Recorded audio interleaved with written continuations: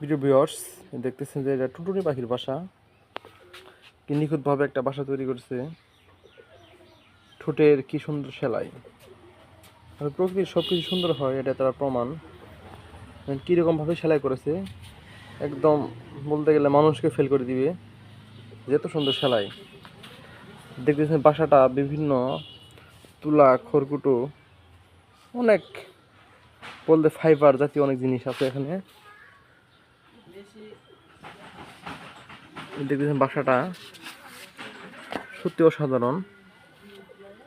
আসলে এই প্রকৃতি অনেক সুন্দর। পাখি কীভাবে এরকম একটা সুন্দর বাসা তৈরি করে, আসলে আমাদের মানুষের দ্বারা সম্ভব নয় এরকম সুন্দর বাসা তৈরি করা। যা অনেক সুন্দর। এখানে মূলত টুনটুনি পাখি ডিম পাড়ে এই বাসার ভিতরে, এবং এখান থেকে বাচ্চা ফোটায়। দেখলেন একটা বাসা, টুনটুনি বাসা।